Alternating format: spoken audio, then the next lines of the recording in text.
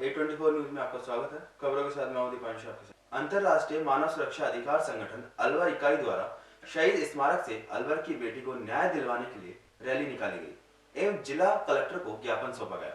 संगठन से जुड़ी एडवोकेट राजश्री अग्रवाल ने बताया कि मूक बधिर बालिका केस में जिलाधीश और पुलिस प्रशासन अपनी बातों से मुकर रहे हैं। उन्होंने कहा था कि पहले पुलिस ने माना था कि दुष्कर्म हुआ है, लेकिन अब कुछ और ही बात कह रहे हैं। ऐसे प्रशासनिक अधिकारी को पद से इस्तीफा दे देना चाहिए। उन्होंने कहा कि जो छात्राएं अपनी मांग को लेकर जिलाधीश महोदय के पास गई थी, उनसे जिलाधीश महोदय ने फोन नंबर मांगे। उन्हें यह शोभा नहीं देता है। हमारी मांग है कि जल्द से जल्द अपराधियों को गिरफ्तार किया जाए ताकि अलवर की बेटी को न्याय मिल सके। सम्मान दो, सम्मान दो, सम्मान दो। दोषियों को गिरफ्तार करो, गिरफ्तार करो, गिरफ्तार करो। दोषियों को। ये आपने देखा है कि अलवर में जो मूक बधिर बच्ची थी उसके साथ जो हैवानियत हुई है, उसके लिए इतनी शर्मनाक बात है कि आज 5-6 दिन हो गए और मतलब हमारा प्रशासन कुछ नहीं कर पाया। अभी तक ये इंगित नहीं हुआ कि कौन व्यक्ति इसका दोषी है। और आप फालतू में उल्टा बात ये हो रही है कि लोग आकर के इसके लिए आक्रोश कर रहे हैं। उन पे जिम्मेदारी है, कलेक्टर की जिम्मेदारी है, वो लॉ ऑर्डर मेंटेन करे। और उसके बाद नीचे पूरा पुलिस प्रशासन बैठता है, उनकी जिम्मेदारी है। लेकिन बड़ी अजीब बात है कि फुटेज निकाल रहे हैं, सब कुछ निकाल रहे हैं, फिर उसकी मॉनिटरिंग नहीं होती है। फिर सीसीटीवी लगाने का मतलब क्या हुआ? सीसी कैमरेज क्यों लगाए जाते? इसीलिए लगाए जाते ना। आज कोई चालान भेजना होता तब तो तुम भेज देते हो क्योंकि मॉनिटरिंग करते हो। लेकिन जहाँ पे इस तरीके का कार्य हो रहा है वहाँ पे आप मॉनिटरिंग नहीं करते हैं। फिर कलेक्टर साहब की हमको क्या जरूरत है? आप ये बताइए। कोई प्रशासन की जरूरत नहीं है। अगर प्रशासन लॉ ऑर्डर ही मेंटेन नहीं कर रहा तो फिर तो कोई भी किसी के साथ भी कुछ भी कर सकता है। बड़ी शर्म की बात है कि 2022 में ये वाला काम हो रहा है और साल खुलते ही हो रहा है। मतलब एक तरफ सरकार हमसे कहती है लड़कियों को आगे बढ़ाओ, लड़कियां पढ़ें, लड़के आगे बढ़े। हमारी मांग ये है कि तुरंत उसको गिरफ्तार किया जाए जो भी दोषी हैं इसमें। और जो प्रशासन, जिला प्रशासन काम नहीं कर रहा है और ऊपर से धमकाने की कोशिश कर रहा है, वो प्रशासन की हमें जरूरत नहीं है।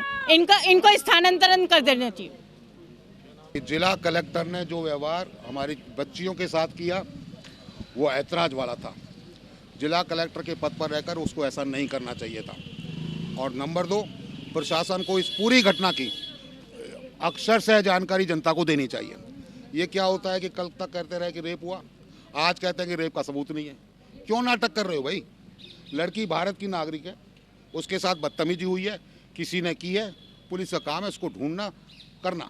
लेकिन प्रशासन ने जिस तरह की हरकत की है वो हरकत बर्दाश्त के काबिल नहीं है और इसलिए हमारा विरोध है और ये विरोध बढ़ेगा जब तक कलेक्टर माफ़ी नहीं मांगे। स्टेटमेंट आता है कि इस बच्ची की जो प्रारंभिक जो जांच की गई है उसमें इसके साथ रेप किया गया है, लेकिन आज कहीं ना कहीं उस मुद्दे को झुठला दिया गया है। ऐसा क्यों? पहला सवाल। दूसरा सवाल, डॉक्टर कहते हैं इस मुद्दे पे, ये अखबार में प्रकाशित हुआ है कि उस बच्ची की सलवार से सीमन लिए गए हैं, उसके इंटरनल पार्ट पे इंजरीज हैं। आज उस चीज़ को नकारा क्यों जा रहा है? हमें इसका जवाब चाहिए। तीसरी बात, पोस्को एक्ट के तहत कल लास्ट डे है सर के पास, हमें आंसर चाहिए कि इसका क्या वो डिसीजन लेते हैं, क्या कार्यप्रणाली होती है और किसके तहत इस मुद्दे पर कार्रवाई होगी। अगर आप इसको रेप केस नहीं मानते तो फिर किस में डाल रहे हैं आप? एक एक्सीडेंटल क्लेम है, ये एक्सीडेंटल मामला है। मुझे नहीं लगता ये एक्सीडेंटल है। जिस तरह से इन अखबारों में दिया है, मैंने हाईलाइट किया है, इसमें अधिकारियों के जो कंप्लीट और डॉक्टर के देखो शरीर। मानव अधिकार से सल्ला चौहान। अलवर ज़िले में जो इस बच्ची के संग में घटना घटी है उसको लेकर आज हम कलेक्टर साहब को ज्ञापन देंगे, मुख्यमंत्री के नाम। कलेक्टर साहब को भी मुख्यमंत्री के नाम देंगे क्योंकि उनके पास में बच्चियाँ गई थी स्कूल से, जो व्यवहार से उन्हें बच्चों से बात करी थी, शायद मुझे लगे नेतागिरी उन बच्चियों को तो नहीं आती है, कलेक्टर साहब को आती है। शायद वो ये भी है, सीट पे बैठे बैठे एसपी साहिबा मैडम और कलेक्टर साहब नेतागिरी ही करते हुए, क्योंकि आज जो बच्ची के संग में हुआ है उसको एसपी मैडम कहती है कि इसके संग में ऐसा कुछ नहीं हुआ है, जबकि आम जनता सब जानती है उस बच्ची के संग में ऐसा हुआ। और एसपी मैडम किस गारंटी के साथ में ये बात कहती हैं कि बच्ची के संग में ऐसा कुछ नहीं हुआ? क्या उनके पास में मेडिकल रिपोर्ट है? कोई ऐसा सबूत हाथ लगा है उनके हाथ? और कलेक्टर साहब जो बच्ची आवाज़ उठाना चाह रही है, एक बच्ची को न्याय दिलवाना चाह रही है, उसको न्याय दिलवाने के लिए बच्ची में हिम्मत ताकत आई है तो उनको डरा रहे हैं, धमका रहे हैं। उनके पेरेंट्स से उनका नंबर मांगे जा रहे हैं, फ़ोन नंबर।